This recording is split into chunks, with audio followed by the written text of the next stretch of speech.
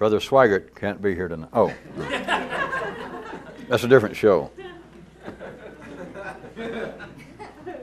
I was just filling in. I was going to continue some of what we were talking about the last time. About how in man's secondary world, in the intellect, things are wired and charged up in such a way that any human traits that are expressed by one's neighboring plants, flowers, creatures, the expression of whatever trait it is, be it different than the first party, the intellect is wired up in such a way as to deny its existence, as opposed to any notation that it could be simply a variation or merely a variation. And as you recall, we were already mentioning some of the pragmatic use of this arrangement. It results in simply, of course, that the cats, back to my symbolic story, as erroneous as it may be, biologically, zoologically, but the cats claim to have naught in common with the birds, which, of course, if you can see beyond two eyes, the only response to that silently is, ha, or fat chance, or right. But that is the way the expression comes out, if you recall. And at least I lost everyone already. It's such as the statement, with humans instead of cats and birds, that our neighbors, our competitors, our potential opponents, have no conscience. That great old human trait. That our competitors, have no conscience.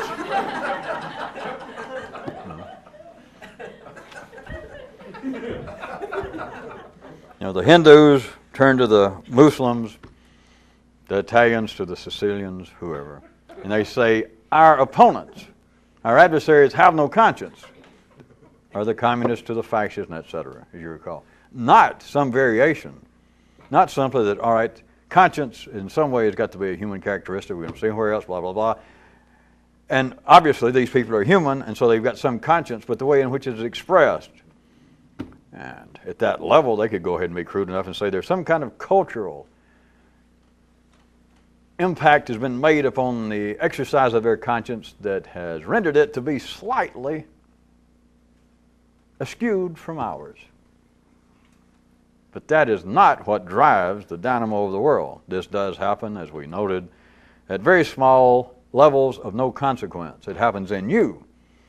Those kinds of shadings, as opposed to the kinds of statement that many people are driven to make, that too often do we deal in black and white, true or false, right or wrong, wherein the reality has certain shadings of gray. Now people stop and say that every now and then, which almost sounds as though the person either is suffering from heat exhaustion or maybe on the verge of actually seeing something. Sort of give you encouragement that maybe the revolution is spreading out to ordinary people. Right.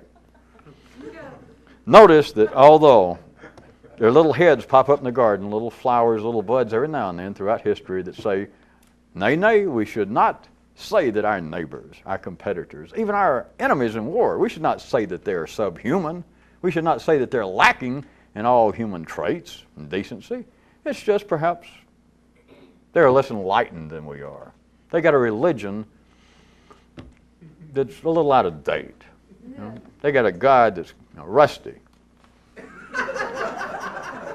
Although there are these voices that are raised, because you always have this, in case you never thought about it this way, it is the kind of almost inaudible fumes that arise from the e-pool behind where C and D are fighting it out at any given time. They're slugging it out in the garden. And back there is always the e-pool. And so these little voices do pop up saying we should not denounce even our vilest enemies.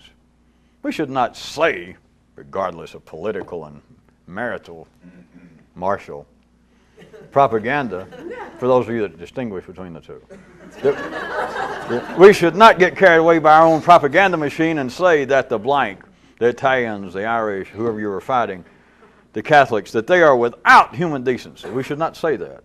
Notice there are voices that do say that, and somewhere in you. You probably tried to pick that up from that kind of institutional wisdom. But what drives history? What drives life in the city? We'll take a second if you want to consider the quiz show. It's not that. People do not fight over shades of gray.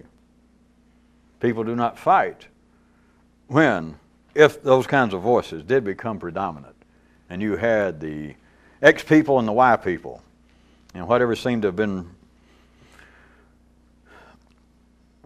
fueling the initial conflict is of no consequence, but it gets to the point that apparently it's going to get hot, and that they're actually going to engage in combat. If then the kind of voices we're talking about that are in fact kinds of polarized anomalies, but they pass for being intelligent. I'll get to it in a second, because at that level they are. They are like voices of the future. But notice, people have been saying that for 5,000 years. And if you're living at street level and you're waiting for the future to come about based upon what ordinary people say, then I can only hope that you plan to live longer than what is the going rate here in our country, which is some around 70 years. You did catch all that. That although the voices say that, and that they are speaking of the future, it has not happened. Back to where I was. Notice if it got to the point that the battle is about to heat up, and there are voices, as there always are, somewhere between the X and Y people, and they're poised there, and they got their sabers ready, and their weapons. But these voices that are always on the outskirts of town, if they suddenly became predominant, that is, wait a minute, we're hating the Y people because of their religion. All the X people, yeah. We're hating because of their nationality, yeah. We're hating because of their hair color, yeah. We hate them because of the way they smell, yeah. We hate them because of everything. Their music, yeah. And then this voice says, but wait a minute. That does not mean that they're less than human. Is that any reason for us to go over there and kill them, to fight them? Notice, please note, this is not an editorial opinion. I'm just recounting history. I just got here. I've been reading a book. I'm telling you. You can check it out. If that happened, if that voice became loud enough over here in the X camp, has it ever, do you foresee it right now, that suddenly all the X people got their guns ready, the tanks cranked up, got them all jump-started, got their bazookas, all their guns, their pocket knives, and these voices say, wait a minute, those people can't be all bad. Does life run on? Does history run on? Do you expect, has it ever happened, that suddenly all the X people went, oh my God, thank be to heavens that man pointed that out. We might have gone over there and done bodily harm to those people, thinking that they were, a danger to the neighborhood, to the planet. Thank you so much for telling us that. And they put the man on their shoulders. They elect him king. They forgive him for all of his overdue parking tickets. Does that happen? We don't have to play contest. If you don't know that does not happen, then you're not even going to be in the running for the booby prize. It does not happen. That is simply not the dynamo, and it has nothing to do with morality. It got nothing to do with nationality, religion, or parking fines. It has to do with the polarized nature, the movement of energy at the three-dimensional level, and therefore that is not the fuel that runs the machinery of life. The machinery of life is run on the basis that anything across the border, anything outside of me, anything outside of our group, which is all the same thing, is less. Just less to the point that it's denied. Whatever they are engaged in, that it conflicts with us, it is less than a true, decent human expression of whatever it is. Their economic theories, their political theories, their religion. Of course, I say one more time, of course. I thought you weren't going to say that. All right. All of that's irrelevant, because if life needs energy moved across that river, across Styx, or maybe it's Journey, are they still in business? If you got to move the energy from here to there, and you could jump in and suddenly you could play the good old King Midas in a more up-to-date version, that you had the power to influence three-dimensional life. And you looked down and you said, these X people are about to cross over the border and attack the Y people, and they believe it's on the basis of religion. Now that I've got the power, I see through this. and I will stop it. And you make the X people suddenly lose interest in attacking the Y people because of their religion. If life needed the energy transferred, and of course I am playing with reality, of course. But if you could do that, and life still needed the energy moved, you do realize, do you not? Tell me you do. That if the X people forgave the Y people for their religious faux pas, the X people would turn around, perhaps drink a Coke, and suddenly realize those people have got the world's most dangerous music. And everybody would be armed and ready to go again, and they would go over and attack them and kill them on the basis of their music. Just periodically, I guess you should remind yourself, which I was trying to help you do. Again, shows you the fatal flaw in ever putting this show on the road, of the revolution ever taking over. Because what I'm pointing out that many of you can see, you do understand, cannot possibly breathe in the ordinary world. It's not because that we're right, but it cannot breathe. You could not make, I mean, if I could, we would be playing King Midas, who had the world's worst, most dangerous nuclear weapon in his pants, if not in his brain. If somebody could go in and actually make people see that, wait a minute, the ideas of the conflict between you two people, you two groups, is specious. And they'll go, you're right. I'm not right. Even though you can see it, you've got to be able to work both sides of your own street here. You've got to be able, if you've got a subversive mind at all, that you can have two things occupy the same space. To Newton and all those people. They only had 2 feet and 2 eyes. That you've got to be able to let it occupy the same space, because although the basis of what seems to be competition and conflict in life is the movement of energy, and it doesn't matter whether they're fighting over religion, politics, a border, a stream, it doesn't matter. If it wasn't that, it'd be something else. And there is no way that ordinary intelligence can ever comprehend that. Not because it's dumb. It is in conflict to the basis of polarized thinking, and to see that, you would have to be, whoever it was, that I'm saying they or you, they would have to be freed from the laws of physics. So although some of you can get a glance of it, I was just reminding you that back to the 3D level, this is not true. Back at the 3D level, the fight over 2 groups of people, anyone you want to imagine contemporaneously, historically, of 2 groups of people that would die, sacrifice their children, themselves. It's not to go, how stupid, because the point is, if it hadn't been for that, it would have been over hairstyles. I'm making it ridiculous to try and get you to see that the energy is going to move. And yet back at that level, you do understand. If you took part of your own family, our own culture, wherever you live, whatever nation, you said, wait a minute, the last wars that we fought against so-and-so, our enemies, that was ridiculous. You're not that dumb, are you? You're not going to walk out in the street or in the middle of an American Legion parade, if we're talking about this country, and holler, boy, that WW2, what a laugh. I mean, all the old people left, the veterans are getting a little old, but, you know, an 80-year-old man can still hit you pretty good with a walking stick. You do not go around and tell people it's the wars they fought, whether they fought them overtly or whether it was intellectual wars. To say, well, all of your life, Grandpa, you have hated the Y people because of their religion. You're right. To try and tell them, do you realize that that's played a pretty large part in your life, hadn't it? Yes. Maybe now, as the point he's retired, he writes letters to the editor of every magazine and newspaper he can get his hands on, complaining about the Y people's religion. And for you to say, you do realize, I mean, what do you figure? You spent maybe 10% of your life doing that? Probably. Do you realize that was just a total waste? You wouldn't do that. It wouldn't do any good. I mean, it might do him some good. It might get his heart going. Give him some exercise as he commenced to, beat you about the body with his walking cane. But it's not going to make him go, oh, you could be right. Because you can't be right.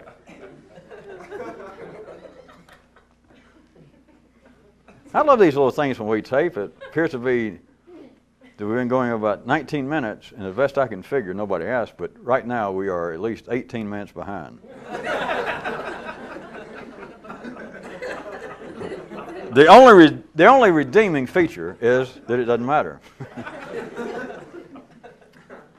Which, of course, if we were in the ordinary world, then someone would say, and I'll say it for them, well, why did you even mention it? And then I could quote that fable and say, I was afraid someday someone would ask me that. But remember that fable, in case you didn't listen to it good, it could have been the guy himself. Well, let's don't go any further, all right.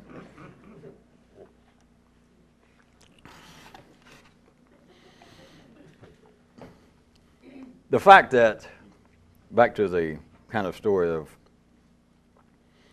consider out in our multifarious garden that the cat's sole food supply were the birds. I might have to stick with it a few more days since I made up this flawed, it's all right, zoological story. But let's assume back to this little garden, it's just a tale anyway, that the birds were the cat's only food supply.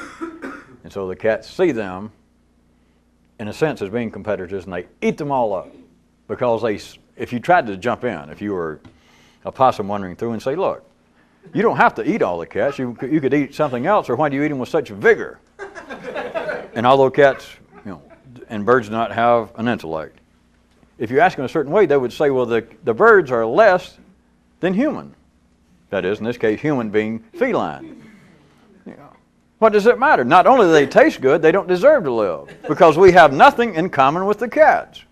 I mean, with the birds. We do not. And at that level, it's correct.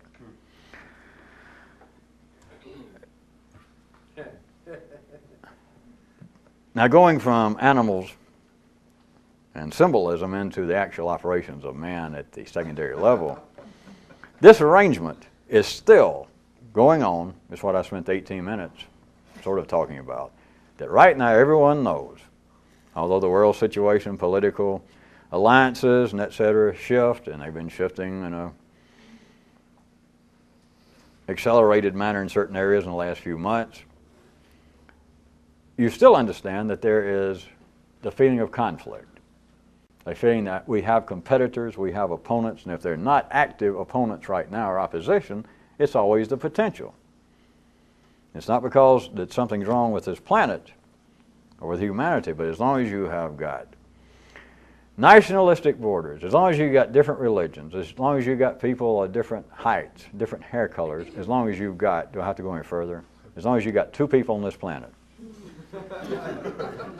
Well, the old religions, the Old Testament and the Hindu literature and all that, all the stories about, at first, the gods made two people. And then it goes into all sorts of things, like the good old Judaic Christian made two people, and what happened? Two people, and told them what to do.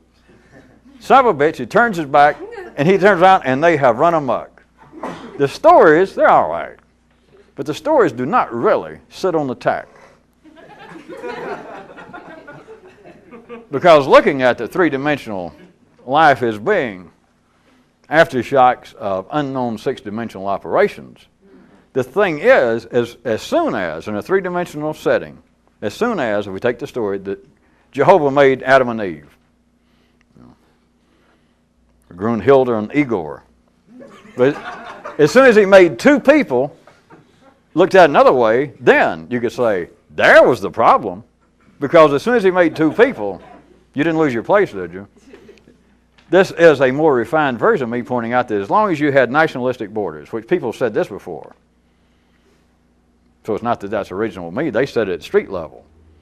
You've had, throughout history, it's going on right now, of the attack by the more conservative, they call them, one government idiots, one earthers, of saying that we've got to do away with nationalistic boundaries, that is what has caused the human misery spread by wars and conflict, is the Italians believing that they have got to draw a border between themselves and the Greeks between themselves and the Turks, and on and on.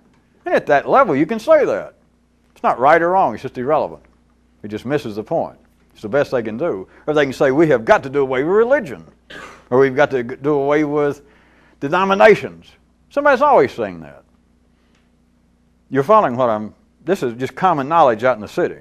This has been going on for 7,000 years that you know of. There's been written records of it, that it's these petty little boundaries, these artificial divisions between groups, between nations, between races, between religions, and it's not true.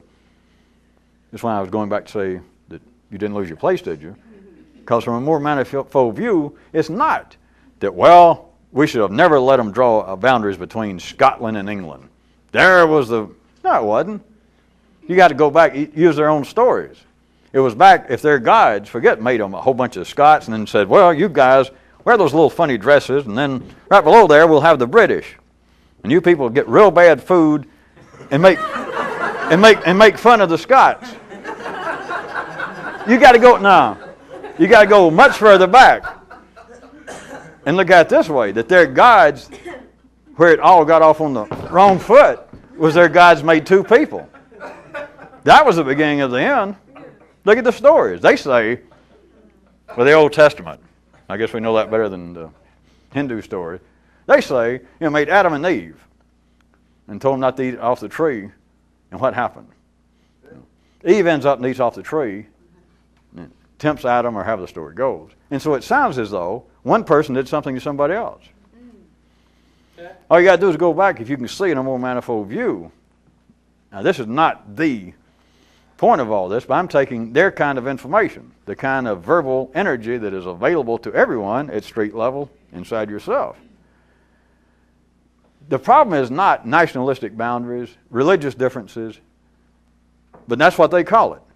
But taking their own information, the kind of energy available at city level, street level, go back further, taking their own stories, their own ammunition. The original problem was that the guides made two people. Because as long as you got two people, you got problems. Using their term, problems. Do you see? In other words, if God had just made, if Jehovah said, well, let there be Adam, then we wouldn't, according to the stories, the best I recall, we wouldn't be out there feeling guilty. I'm saying we, for you people. Feeling guilty, working by the sweat of your brow, worrying about Judgment Day, because Adam would not run amok, right? Not that it was a sexual thing, it had been the other way around, but if it had just been one person, then there wouldn't have been a problem. I just was trying to get you to see that all of the verbal dressings of this, all of the ordinary, reasonable sights of ordinary people to say, well, the whole point of aggression, of hostility between peoples, and not just the bloodshed it causes, but us having to spend our money, our taxes, to continue to build weapons and defend ourselves. If it weren't for these petty, artificial, inhumane, unsophisticated boundaries between different nationalities, between different races, between different religions, if it weren't for that, it would be, God help us, utopia.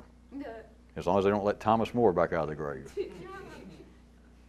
Well, at least you remember the good news and bad news. At least I used Milton instead of... Never mind. Since nobody liked it the first time around anyway. It would not, is the point. Because it's not that those boundaries are causing it, although at that level it is. They're right.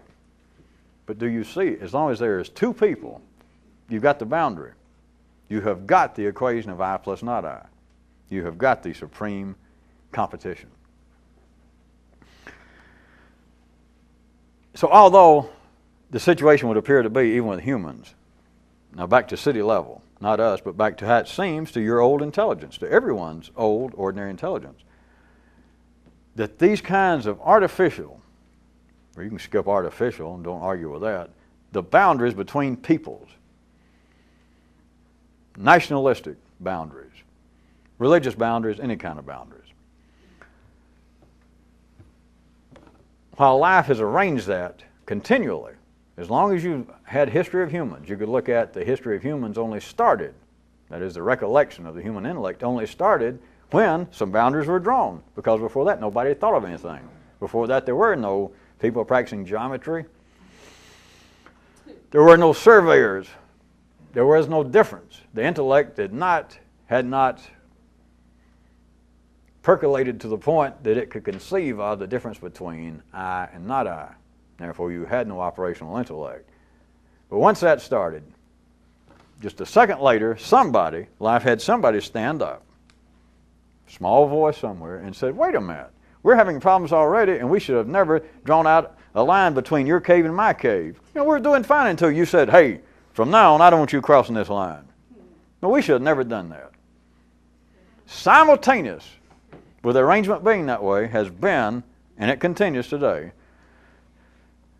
that this denial that the other side, anybody across the line, the denial that the human traits that are expressed by them in whatever manner, and we're talking about secondary traits, of course, that these traits, insofar as they differ from yours, that is, they got a different religion, they believe that maybe it's the same religion, but they believe that God has brown hair instead of blonde hair, whereas you people know he had blonde hair. To whatever degree the difference of the expression of some human trait is reflected by their speech, by their thinking, by that same degree, this side denies. They don't take it as a variation. They deny that they have this trait or that they're practicing the trait. That is, my opponents, our neighbors, have no conscience. Not that they have a different expression of conscience. This is not the reason, but if you want a quick way of looking at it, you could say that if, or were it not for the fact that they deny the human traits as expressed in a different manner across the border, were it not for that, people would not be as inclined to fight.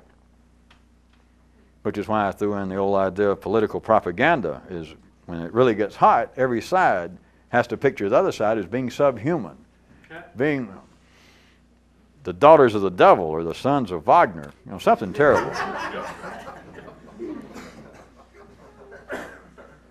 So there has to be this when it gets down to the dynamic level of it beginning to fire up the engine of history, making the cities move. You're ready for warfare. And it doesn't, of course, have to be absolute warfare, by the way. It can be, the Super Bowl. It can be the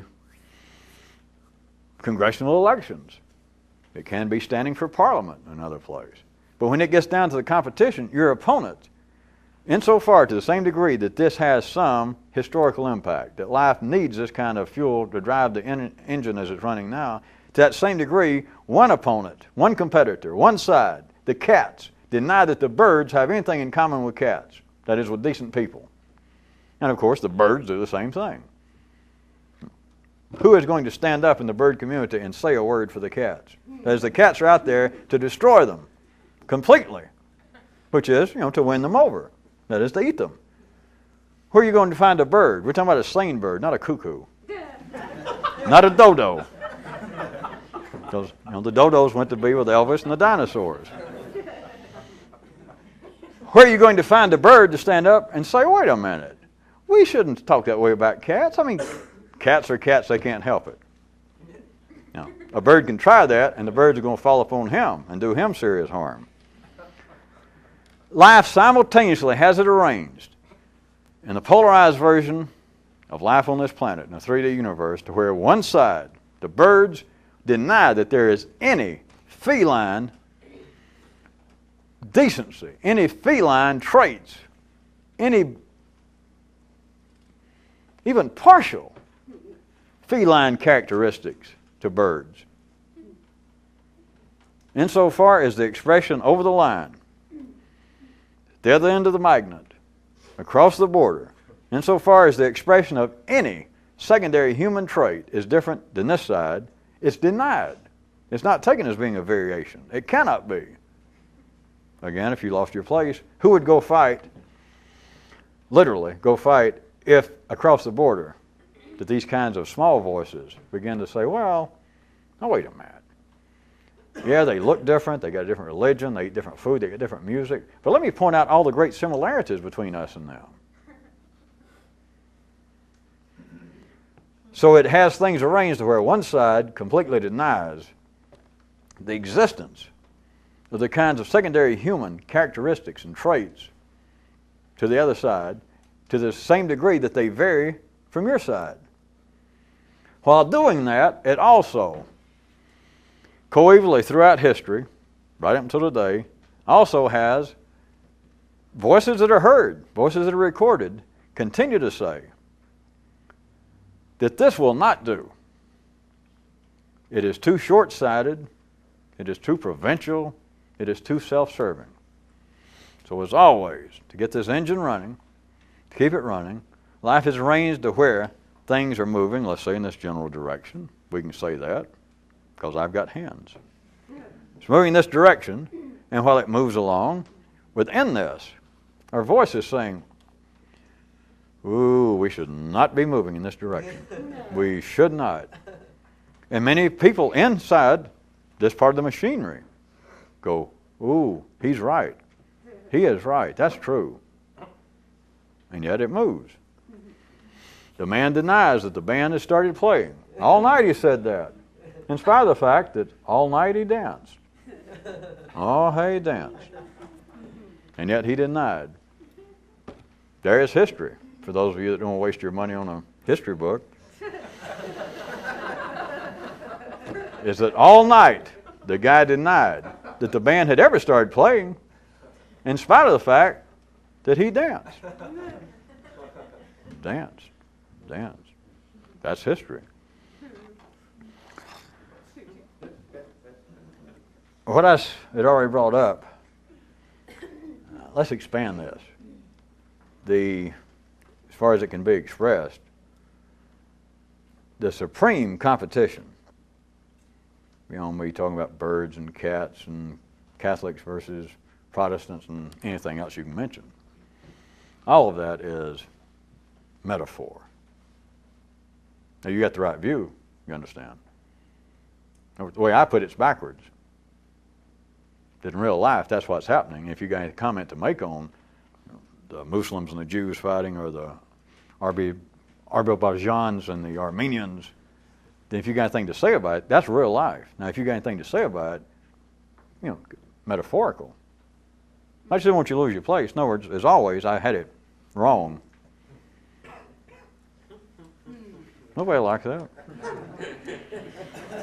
All right. All of those are actually metaphorical. They're not real.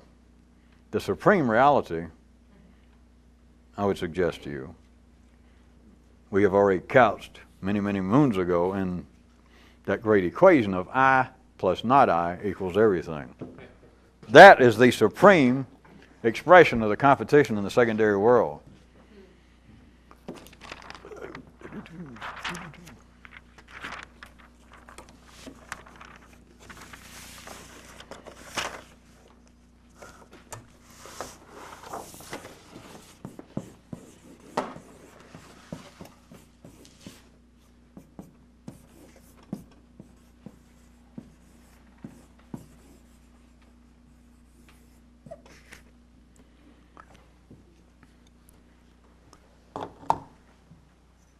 If you understand how to use that after all the times we've talked about it, that is the expression that wraps it up. There's nothing else to say if you understand it. And I don't mean just one flash of some great insight, but to understand that all competition fits right there. That is the supreme expression. You can't go any further verbally in the three-dimensional world. I plus not I equals Montana. Remember, the world's big enough for everybody. If you don't believe it, go to Montana. And any of you have been to Montana and thought the place is getting crowded, give me a break. All right, I plus not I equals friggin' Alaska. All right? Mongolia. I plus not I equals the totality of our multifarious garden. I plus not I equals the open pattern of the intellectual place setting.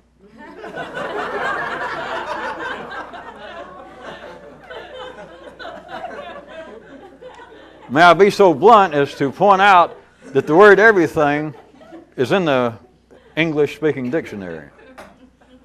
It's bloody everything. There's no other way. Just take that to start with, not because I made it up, but whatever's on the left-hand side, if you say this and that carried to infinity equals everything. Everything that the ordinary intellect can conceive of, consider, is in everything. Just It's easy enough mathematically. It won't hurt you. It won't sour your religion. But consider now in the sense of the competition.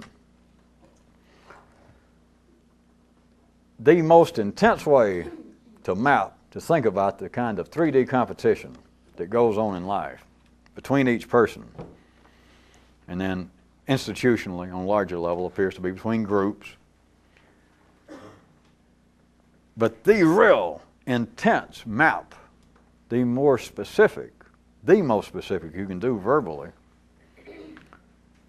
is to see that the competition truly narrows down to a person believing it's between, I'll speak for everybody, I. Whatever the hell you are, I. The competition is quite simply, it's between me, I, and all the not me's. Only the real simple-minded would choke on simplicity.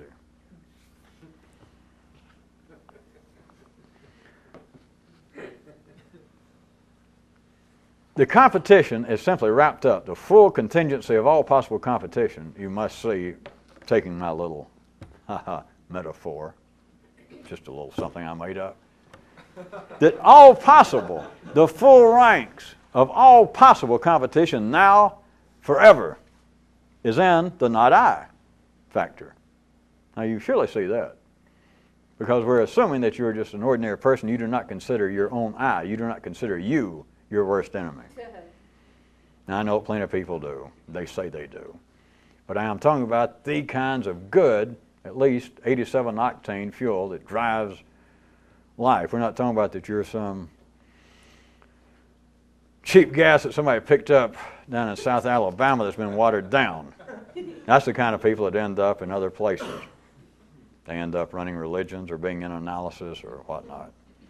But it is not people who believe that their own I is their own competition. Just ordinary people. Your competition, you must see, no matter how you consider it, religious, economic, vocational, sexual, anything, the not I. So all competition in the secondary world, no matter how it is couched, is simply between that and that.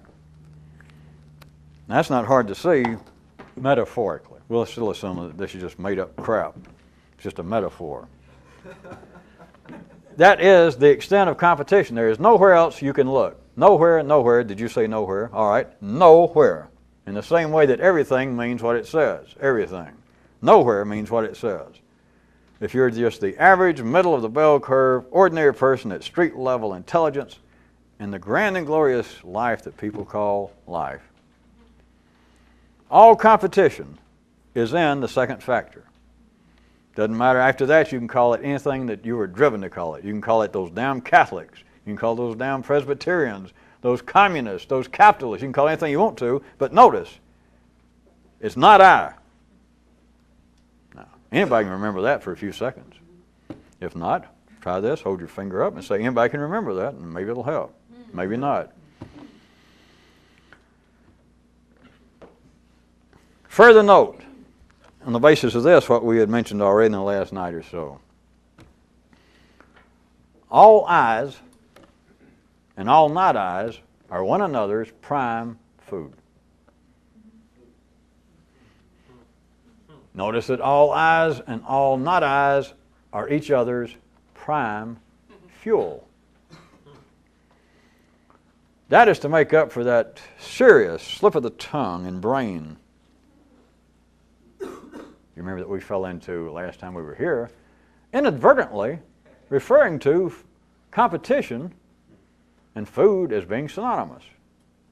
And of course, I will never forget the way everyone suddenly jumped up with their pencils poised to point out that this is not possible. And of course, as chagrined as I was, I tried to press on. Fuel and competition are synonymous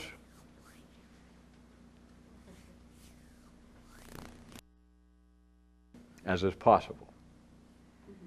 They are so synonymous that, of course, at the three-dimensional level, they appear to have no connection whatsoever. Or if any, to be antonyms, not synonyms.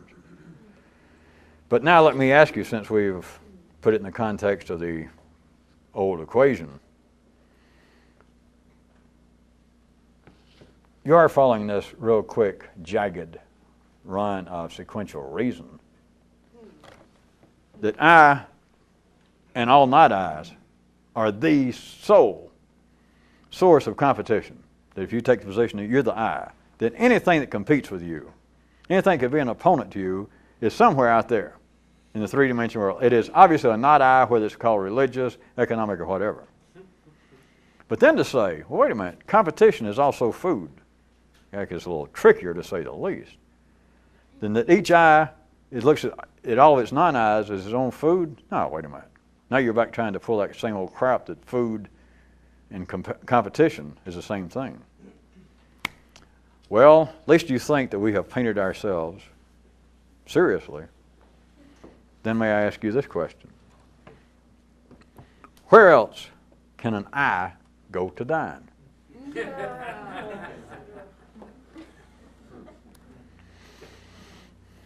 Where else are you going to find food except at the table of not I? If you tried to eat yourself, you are going to cannibalize yourself. You would commit suicide at the primary level, which is ridiculous. Or else you would consider, if you want to see it this way, you should be able to, a kind of intellectual suicide that you would plagiarize yourself to death.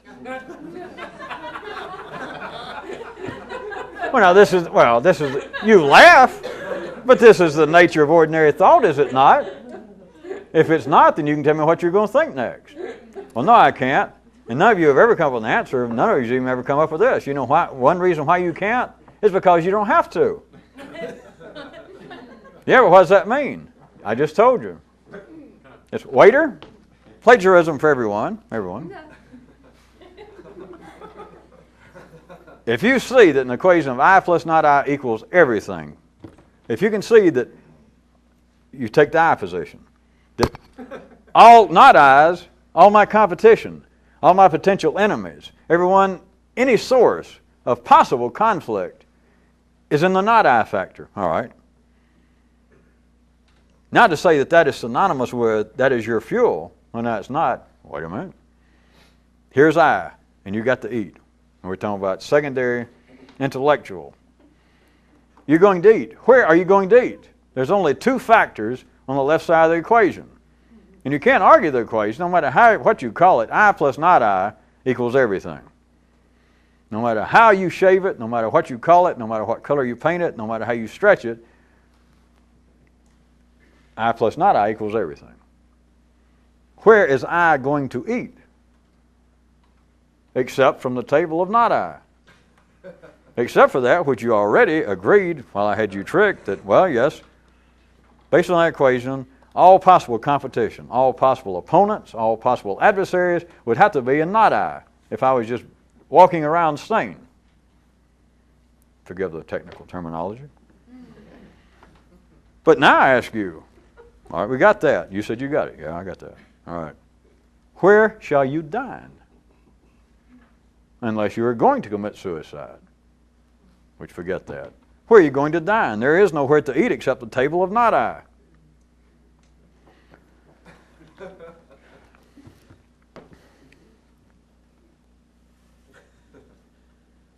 In the secondary dining room, there is simply no other food available except in the not I, from the not I.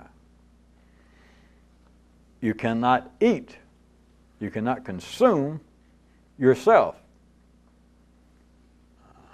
This could be talked about and mapped in a different manner if we were talking simply about ordinary people, if this was simply an excursion into sociological or historical or psychological commentaries on ordinary beings, because in a sense they do plagiarize themselves. It is the basis of the continuity in one person's lifetime wherein whatever it is that they now know, that's all they'll know. Whatever is the basis of their neural building site, that's it. But now I'm speaking to another possibility, that if there is another possibility, do you see that looked at from what you could say was a six-dimensional attempted view of three-dimensional life, you would have to say that the only thing possible at that level was that an eye, any eye, can only eat, can only feed off, can only find fuel in not eyes.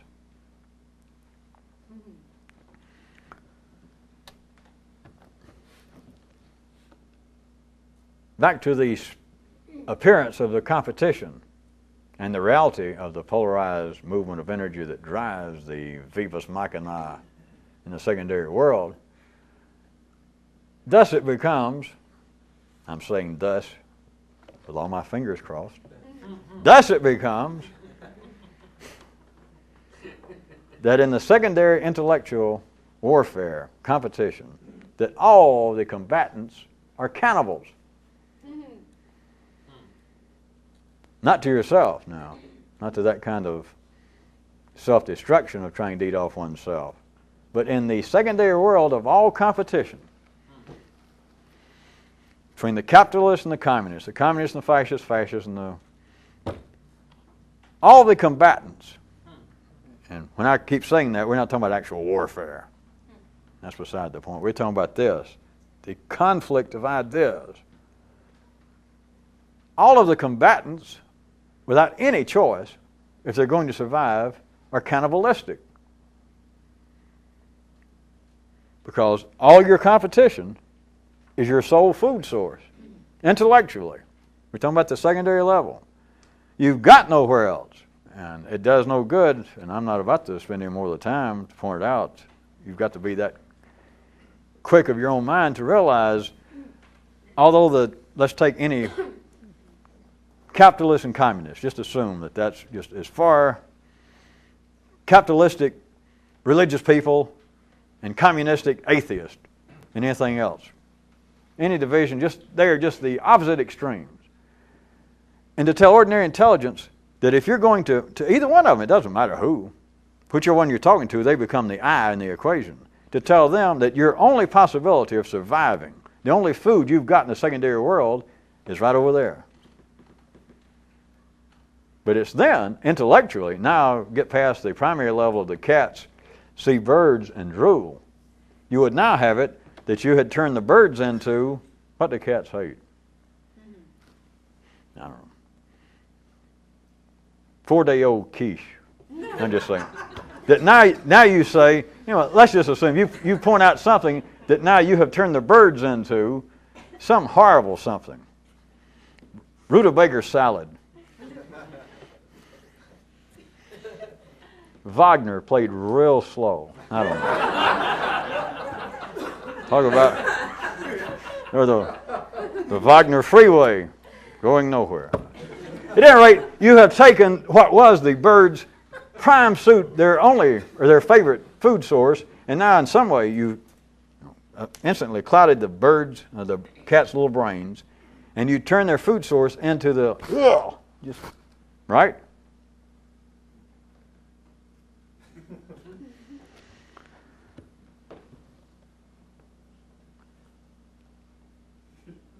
Can you then jump that quick back to the intellectual, the secondary, and see that if you told a decent, humane, democratic, freedom-loving, Christian, or at least religious, capitalist, that his only possible food, and you point over, and now, not just atheistic communists whose feet stink, but now it's even worse.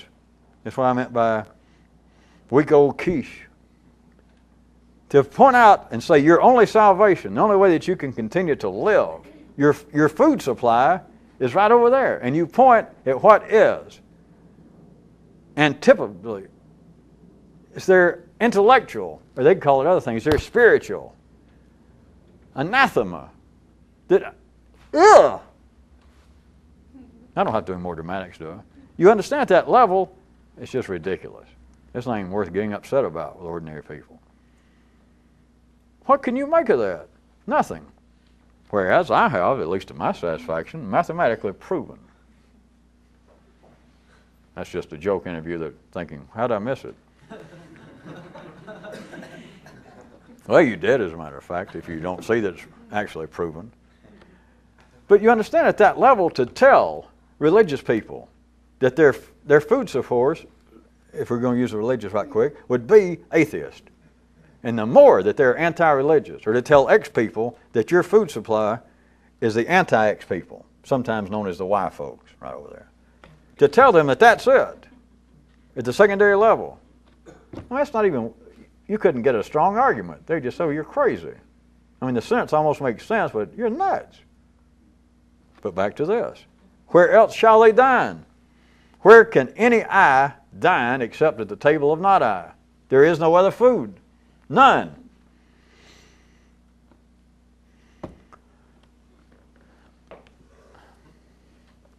To get freed from this situation, I was going to ask for whom would you call? Not the waiter, not Ghostbusters, but in every other situation, in every other ordinary condition between eyes and not eyes, it is a matter of waiter,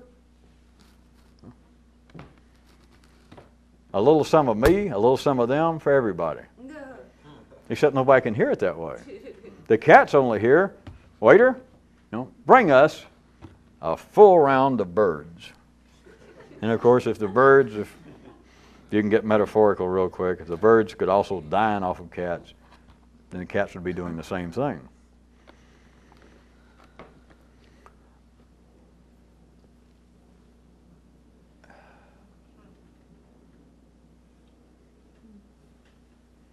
I guess we ran too late for me to start. I wanted to hit one more thing. I guess we'll have to pick it up, having to do with the kind of partial sight that passes for ordinary thinking. And it can be made out as a metaphorical commentary, and people have done it in ordinary life, but you've got to see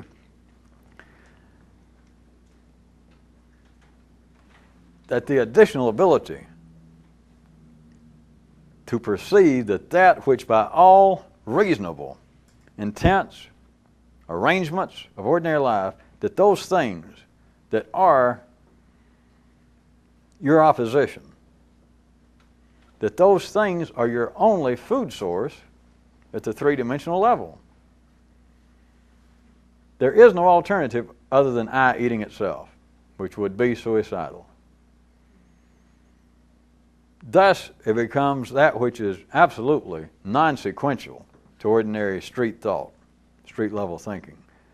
But that which would apparently be your competition is your food source. And the sentence will make sense. I could get three-dimensional, polarized, ordinary, intelligent people to go, all right, the sentence makes sense, you're right. So what? Because then if they're real sharp, I guess they could say, well, this sentence makes sense, that I am holding up Humphrey Bogart. But we shrank him and turned him into metal, but I'm holding him up. Or I'm holding up the original copy of the Magna Carta. The sentence makes sense. I'm talking for ordinary people, and they say, but you're an idiot. Because that's not. Just because the sentence makes sense.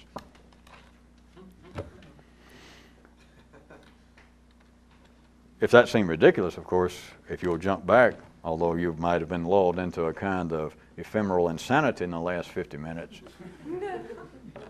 saying that that is the Magna Carta, or that is the battleship Arizona put back in good condition,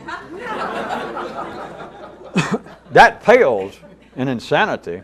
That pales beside saying that everyone's in this condition of this primary world from which there is no escape with primary thought of I plus not I equals everything, that the opposition that you have, everyone has, to the world of the intellect, or else it would not operate. They had to be Adam and Eve in the dictionary. You remember that? They got to be two words, or there's no talk. They got to be Adam and Eve, or there is no Garden of Eden. You've got to have two. You've got to have the representation of the polarized movement of energy, or you've got no life, as you people.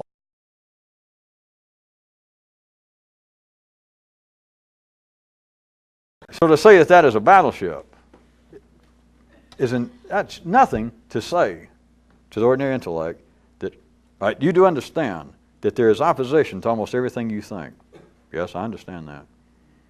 Your opposition your competition for space in life, of you being a capitalist and saying, well, we have got to compete with these communists, and we're fighting over the same space, not just literally, the same space of ideas, wherein life, remember, has made people believe that space here is at a premium, which is even sillier than anything, but, and then to say, well, you understand that every idea has opposition. All right, I've got that. The opposition is your sole source of intellectual food. Yeah, that makes as much sense as saying that Jim Cliff is, the sense is that's a battleship. But it's insane. It cannot be, because if you were the capitalist, what we're trying to do away with, what we're trying to get rid of, are the communists. And they get so close that I'd almost want to grab them if I were that dumb and say, let me tell you the story about the cats and the birds. You're saying you want to get rid of them. Right. Because it's a wrong idea. It's a completely fallacious philosophy. You illiterate darling, you. But do you not see that you're eating off of it? Well, that's kind of silly. Where else will you dine? Where can an eye go but to the table of not eye? Everything that is the opposition in the secondary world, everything that, no matter to what degree you feel it to be opposition, potential opposition, all it's got to do is vary from your expression of that human belief, that human idea. That is the food source. But if I must compliment again life, the beauty of the arrangement. That you would not intellectually be alive were you not railing against, justifiably so, the ideas just over the border. And to make it impossible to see that that is your food source. Anybody that thinks that Toyota runs a tight ship, or Mitsubishi, or years ago General Motors, or even General Upheaval, whatever happened to him, that is nothing compared to life. Just every day, just life, just running them up the rack, run them through there and give them a quick check. Kind of stuff that life doesn't even notice. It's just staggering. If I may exaggerate, perhaps. It's staggering in its beautiful simplicity at this level. Since we're out of tape, we'll be out of tape.